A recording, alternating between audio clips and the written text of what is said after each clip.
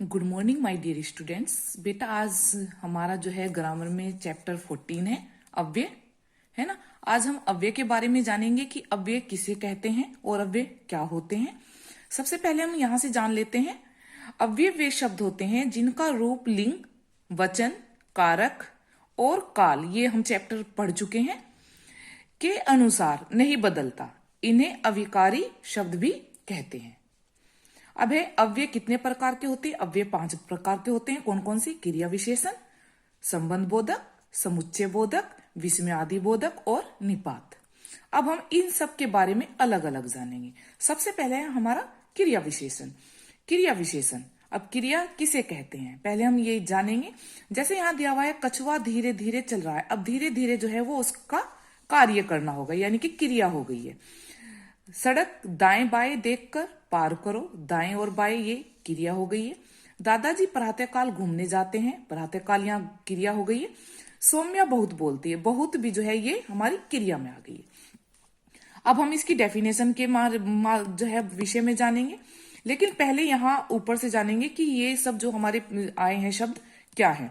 उपरोक्त शब्दों में या वाक्यों में रंगीन शब्द क्रिया होने की रीति, स्थान, समय तथा मात्रा की जानकारी देते हैं। तो ये सभी शब्द क्या है? क्रिया विशेषण है। क्रिया विशेषण की डेफिनेशन, जो शब्द क्रिया के बारे में विशेष जानकारी देते हैं कि क्रिया कैसे, कब, कहाँ और कितनी हुई, उसे हम क्रिया विशेषण कहते हैं। अब ये कब, कहाँ और कैसे, कितनी हुई, ये सब जो है अब हम नीचे जानेंगे क्रिया विशेषण के जो है उसके हेडिंग के माध्यम से। अब देखिए क्रिया विशेषण, क्रिया विशेषण कितने प्रकार के होते हैं? इसकी 4 भेद होते हैं। कौन कौन सा? फर्स्ट रीतिवाचक, सेकंड स्थानवाचक, थर्ड कालवाचक और फोर्थ परिमाणवाचक। अब जैसे ये आया ना कब, कहाँ, कैसे, कितनी, ये सब यही है। अब यहाँ पहले हम जो है रीतिवाचक के विषय में जानेंगे। रीतिवाचक, रीतिवाचक क्रिया विशेषण किसे कहते हैं? जिन शब्दों से क्रिया के होने के ढंग, रीति, तरीके का ज्ञान होता है उन्हें हम रीतिवाचक क्रिया विशेषण कहते हैं। जैसे यहाँ एग्जाम्पल से समझेंगे। एकाएक बत्ती चली गई, तो ये रीति है। बिल्ली चुपके से आकर दूध पी गई, चुपके से। नई पुस्तक हाथों हाथ बिक गई, हाथों हाथ, तो ये क्या है? रीतिवाचक है। बच्चा मजे से सो रहा है, मजे से, ये भी जो है इसका क्रिया विशेषण है। अब ये जो है हमारे रीतिवाचक में जो है कौन कौन से शब्द आते हैं ये भी हम जानेंगे कि भाई किससे हमें पता चले कि रीतिवाचक क्या होता है। जैसे ये दिए हुए हैं, सहसा, अचानक, जो, अकस्मात, सरासर, शीघ्र, चुपचाप, ध्यानपूर्वक, नियम पूर्वक, यथाविधि, यथासंभव, सचमुच, अवश्य, बिल्कुल, सावधानी पूर्वक, जल्दी जल्दी। इन शब्दों से जो है हम पता लगाएंगे कि ये हमारा रीतिवाचक है। अब है स्थानवाचक। स्थान में जैसे बाहर, अंदर, भीतर, ऊपर, नीचे या किसी स्थान का भी नाम दे सकते हैं। इसकी डेफिनेशन, जिस क्रिया विशेषण शब्द से क्रिया के होने के स्थान का बोध हो उसे स्थानवाचक क्रिया कहते हैं। बहुत ही सिंपल है। जैसे बाहर बहुत गर्मी है, भीतर जाकर बैठो, शर्मा जी आप यहाँ कब आए, और मेरे पीछे राहुल बैठा है। देखो मैंने अभी आपको बताया यहाँ, वहां, ऊपर, नीचे, इसको भी हम यहाँ से जान लेते हैं। आगे, पीछे, ऊपर, नीचे, दाएं, बाएं, अंदर, बाहर, निकट, दूर, पास, समीप, सर्वत्र, मध्य, सामने आदि, है ना। अब हमारा आता है कालवाचक। काल में आता है हमारा समय, यानी कि कब, अभी अभी, जैसे कल, परसों, समय भी दिया हुआ होता है ना। जिन क्रिया शब्दों से क्रिया के होने के समय की जानकारी मिलती है, यानी कि कार्य कब हुआ, तो उसे कालवाचक क्रिया विशेषण कहते हैं। जैसे ट्रेन अभी चलने वाली है, अभी जो है वो हमारा समय हो गया, यानी कि कालवाचक। परसों हमारी परीक्षा है, परसों। मैं प्रतिदिन संगीत का अभ्यास करती हूँ, प्रतिदिन हो गया यह हमारा कालवाचक। आज ठंडी हवा चल रही है, अब आज हमारा ये भी हमारा समय ही बता रहा है, यानी कि कालवाचक हो गया। अब इसमें देखते हैं हम कालवाचक क्रिया विशेषण शब्द कुछ इस प्रकार से हैं जिनसे हमें पता चलेगा।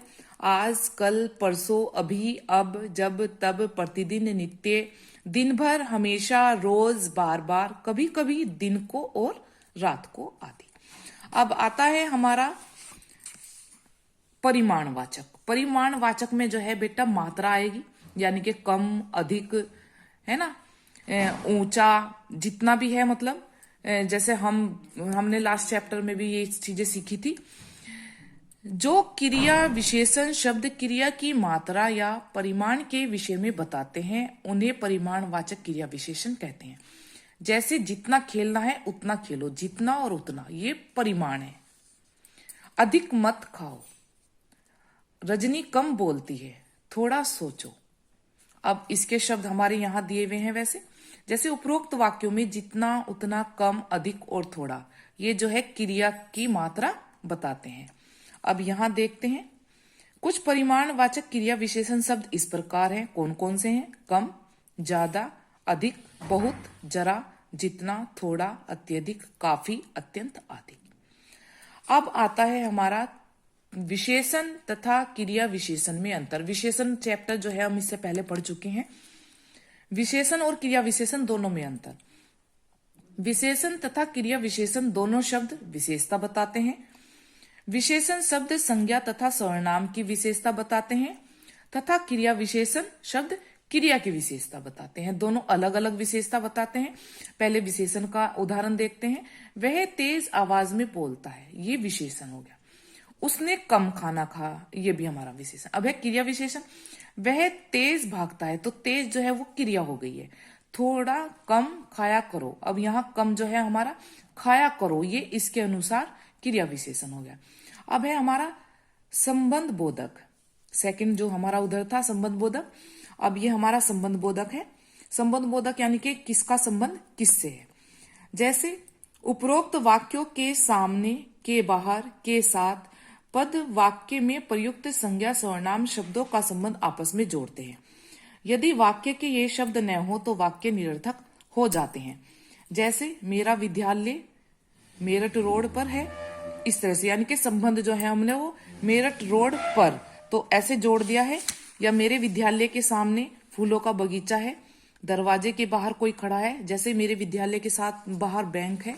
इस तरीके से जो है ये शब्दों को जोड़ते हैं। लेकिन इसके बारे में भी हम जो है थोड़ा डिटेल से जानेंगे बेटा, कि कैसे जो है इसके बारे में क्या क्या है। जैसे पहले इसकी डेफिनेशन जानते हैं। जो शब्द संज्ञा या सर्वनाम का संबंध वाक्य के अन्य शब्दों से जोड़ते हैं उन्हें संबंध बोधक अव्यय कहते हैं। अब ये दिए हुए हैं सब, कालवाचक, स्थानवाचक, दिशावाचक, साधन सूचक, विरोध सूचक, समानता सूचक और हेतु सूचक। तो ये सब दिए हुए हैं और ये सब इसके उदाहरण भी दिए हुए कि हम इसको कैसे इससे पता लगाएंगे। अब है कुछ संबंध बोधक अव्यय विभक्ति सहित तो कुछ विभक्ति रहित भी होते हैं, यानी कि कुछ में तो विभक्ति होती है और कुछ में नहीं होती है। जैसे विभक्ति के बिना तो ये होते हैं, जब विभक्ति हमारी क्या होती है, ये होती है के, है ना। जैसे कल वह रात भर जागता रहा, तो यहां हमारी कोई विभक्ति नहीं है। राम 14 वर्षों तक वन में रहे, तो कोई विभक्ति नहीं। अब ये विभक्ति सहित हमारे ये है, राम के साथ, जैसे के साथ आ गया, और लक्ष्मण भी वन को गए। विद्या के बिना, अब के बिना, ये हमारे विभक्ति के साथ हो गए हैं वाक्य। अब यहां देखते हैं हम संबंध बोधक तथा क्रिया विशेषण में अंतर। अब संबंध बोधक और क्रिया विशेषण में सबका अंतर भी आएगा इसके साथ में, कि क्या क्या अंतर है इनमें। जैसे कुछ अव्यय शब्दों का प्रयोग संबंध बोधक तथा क्रिया विशेषण दोनों की तरह ही किया जाता है, यानी कि दोनों की तरह ही होता है। इनकी पहचान करने के लिए यह ध्यान रखें कि जब इनका प्रयोग संज्ञा या सर्वनाम के साथ हुआ हो तो ये संबंध बोधक अव्यय हैं। यदि ये क्रिया के बारे में जानकारी दे रहे हैं तो क्रिया विशेषण है। अब दोनों का दिया हुआ है यहाँ पर, कैसे पता करेंगे। संबंध बोधक, सड़क के सामने ट्रक खड़ा है, के सामने। अब यहां क्रिया, सामने देखो। कमरे के अंदर कौन है, के अंदर। अब है अंदर आ जाइए, यहां केवल अंदर आ गया है। अब ये संबंध जो है, संबंध और क्रिया विशेषण का अंतर है यहाँ पर। ये आपको यहाँ से अच्छी तरह से डेफिनेशन के माध्यम से, जैसे मैंने आपको समझाया है, तो उसी के अनुसार ही आपको भी यहाँ पर समझना पड़ेगा। अब है समुच्चय बोधक। अब समुच्चय बोधक जो है हमारा नंबर 3, समुच्चय बोधक के जैसे ये एग्जाम्पल यहाँ पर दिए हुए हैं। प्रतिदिन व्यायाम करो ताकि स्वस्थ रहो। बादल छाए मगर बारिश नहीं हुई। समुच्चय बोधक होते हैं जो हमारे शब्दों को, यानी कि हमारे पूरे वाक्य को जोड़ने का काम करते हैं। जैसे हम कोई लंबा सेंटेंस बोलते हैं और उसमें हमें कुछ शब्दों की जरूरत पड़ती है, तो हमें जो है कुछ शब्द वहां पर लगाकर उन वाक्यों को जोड़ करके पूरा करना होता है। जैसे ये दिया हुआ है, जो शब्द दो या दो से अधिक शब्दों, वाक्यांशों या वाक्यों को जोड़ने का काम करते हैं उन्हें समुच्चय बोधक अव्यय कहते हैं। अब समुच्चय बोधक अव्यय में ये आएंगे ताकि, अगर, मगर, किंतु, परंतु। अब यहां हम देखते हैं समुच्चय बोधक अव्यय। अब इसके भी प्रकार है कि कितने प्रकार के होते हैं। ये दो प्रकार के होते हैं, समानाधिकरण और व्याधिकरण। पहले हम समानाधिकरण देखते हैं। जो समुच्चय बोधक शब्द दो या दो से अधिक समान पदों या वाक्यों को जोड़ते हैं तो उन्हें समानाधिकरण समुच्चय बोधक कहते हैं। जैसे राधा और वसुधा जुड़वा बहनें हैं, तो ये और आ गया है, ये जो है इसी का ये बेटा, तो ये संबंध एक दूसरे से जोड़ रहे हैं। हमारे विद्यालय में 3 तमिल एवं संस्कृत दोनों भाषाएं पढ़ाई जाती हैं। अब एवं भी यहां पर वाक्य को जोड़ रहा है। क्या आप क्या पीना चाहेंगे, चाय या कॉफी? या मैंने ये अभी आपको बताए हैं, परंतु मैंने बहुत समझाया, वह नहीं माना, तो यहां पर परंतु आ गया है। अब यह दिए हुए हैं इसके कि हमें किससे पता चलेगा कि ये समानाधिकरण समुच्चय बोधक हैं। जैसे और, तथा, वे, या, अथवा, किंतु, मगर, बल्कि, लेकिन, वरना, अतः आदि। अब है व्याधिकरण। अब ये इसी का सेकंड है, अब इसको जानेंगे।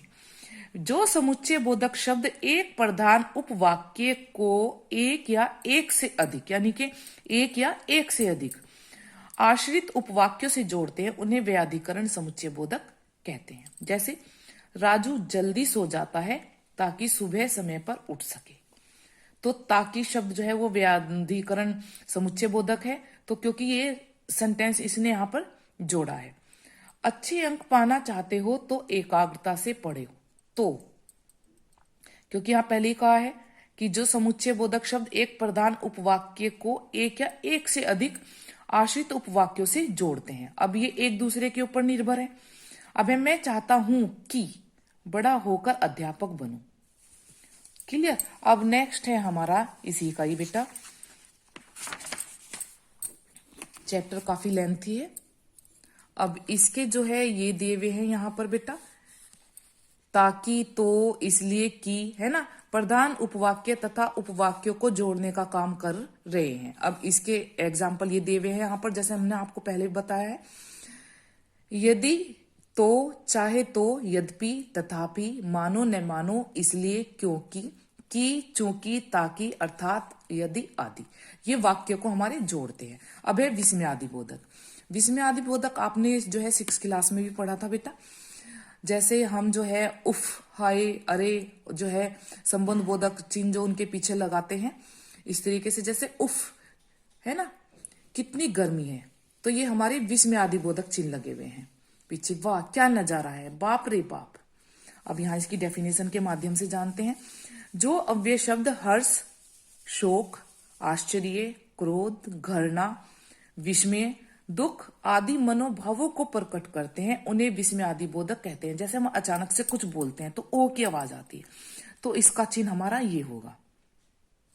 अब ये बेटा यहां इसी के दिए हुए हैं, देखिए, जैसे विस्मयादि बोधक शब्द और भाव दिए हुए हैं इनके। जैसे हर्षसूचक वाह, आ, शाबाश। पीड़ा वाले जो होते हैं हाय, आह, उफ। और विस्मय सूचक ओ, हे, ओहो। भय सूचक हाय, अरे, बाप रे। प्रशंसा सूचक जैसे शाबाश, धन्यवाद या धन्य। क्रोध सूचक चुप, धत। और घृणा सूचक छी छी, थू थू। चेतावनी सूचक सावधान और खबरदार। अब हमारा लास्ट आता है इसमें निपात। निपात में क्या है, जैसे राहुल ने ही मनीष को मारा है, ही। राहुल ने ही मनीष को ही मारा है, इसमें भी ही है। राहुल ने मनीष को मारा ही है, यानी कि 3 तरह से दिया हुआ है पूरा सेंटेंस। जैसे फर्स्ट यहां से समझेंगे, राहुल ने ही मनीष को मारा है, ये हो गया फर्स्ट, यानी कि हम कह रहे हैं। फिर है राहुल ने मनीष को ही मारा है। अब यहाँ पूरा जो है हम इसको ऐसे यहां से यहां लेकर के आएंगे। अब इसे हम तीसरे रूप में कैसे कहेंगे, राहुल ने मनीष को मारा ही है। जैसे कोई कहते हैं कि नहीं उसने जो है उसको मारा ही है, हम सच्चाई के साथ कहते हैं। अब जो है यहाँ पर इसका दिया हुआ है कि इसको किस तरीके से 3 बार कहा गया है। इन तीनों वाक्यों में ही अव्यय का प्रयोग किया गया है। जिस पद के साथ ही का प्रयोग किया गया है उस पद को बल मिलता है तथा इसके प्रयोग से वाक्य का अर्थ ही बदल जाता है। ही शब्द निपात है। निपात का अपना कोई स्वतंत्र अर्थ नहीं होता, यानी कि स्वतंत्र नहीं है, केवल हम जोड़ सकते हैं। अब है जो अव्यय शब्द वाक्य में प्रयुक्त शब्द के साथ जुड़कर उसे बल प्रदान करते हैं। अब ही शब्द ने यहां बल प्रदान किया है तो उसे हम निपात कहते हैं। अब ये दिया हुआ है निपात का अपना स्वतंत्र अर्थ नहीं होता। निपात के प्रयोग से पद को बल मिलता है, यानी कि इस सेंटेंस को बल मिला है, यानी कि मजबूत हो गया है। फिर है निपात के प्रयोग से वाक्य का अर्थ बदल जाता है। अब ये दिए हुए हैं जैसे निपात के ही, भी, तो, तक, ना आदि। अब इसके यहाँ क्वेश्चन दिए हुए हैं। क्वेश्चन है इसका फर्स्ट, विशेषण और क्रिया विशेषण में अंतर स्पष्ट कीजिए। विशेषण और क्रिया विशेषण में अंतर। अब इसका आंसर बेटा हमारा ये यहाँ पर है, विशेषण और क्रिया विशेषण में अंतर। ये पूरा आंसर हमारा यहाँ पर है ना, और इसके एग्जाम्पल भी यहाँ पर दिए हुए हैं। अब सेकंड क्वेश्चन है हमारा, संबंध बोधक अव्यय किसे कहते हैं। संबंध बोधक भी अभी हमने जाना है कि संबंध बोधक अव्यय किसे कहते हैं। ये हमारा यहाँ पर है संबंध बोधक अव्यय। ये यहां से यहां तक हमारा पूरा जो है इसका आंसर है, यानी कि जब हम कोई वाक्य बनाते हैं तो जो है उनमें हम कुछ शब्दों को जोड़ते हैं। अब हमारा क्वेश्चन नंबर थर्ड है, संबंध बोधक और क्रिया विशेषण में उदाहरण अंतर सहित बताइए। संबंध बोधक और क्रिया विशेषण में अंतर, ये हमें पूरा एक क्वेश्चन है हमारा, है ना। तो संबंध बोधक और क्रिया विशेषण में अंतर हमारा ये है, उत्तर गए, है ना, ये पूरा यहां पर है। अब हमारा लास्ट क्वेश्चन है शायद इसका, नहीं अभी दो क्वेश्चन हो रहे। समुच्चय बोधक अव्यय किसे कहते हैं, ये कितने प्रकार के होते हैं। समुच्चय बोधक अव्यय अभी मैंने आपको यहीं पर ही बताया है कि समुच्चय बोधक अव्यय जो है किसे कहते हैं और ये कितने प्रकार के होते हैं। ये है पूरा आंसर। यहां से पहले ये हम इसकी डेफिनेशन लिखेंगे, फिर समुच्चय बोधक अव्यय दो प्रकार के होते हैं, दोनों के बारे में हम लिखेंगे। फिर हमारा क्वेश्चन नंबर डे है, विस्मय आदि बोधक से आप क्या समझते हैं। अभी मैंने आपको इसकी डेफिनेशन बताई है, इसमें जो है इसकी डेफिनेशन आएगी। ये पूरा आंसर हम यहाँ से यहाँ तक लिखेंगे। आप इसके क्वेश्चन आंसर्स करेंगे और बाकी जो भी प्रॉब्लम हो बेटा आप जो है वो मुझसे पूछ लेंगे, और इसके जो बाकी जो है एक्सरसाइजेस वो मैं आपको नेक्स्ट क्लास में दूंगी। ओके बेटा, क्लियर। थैंक यू बेटा।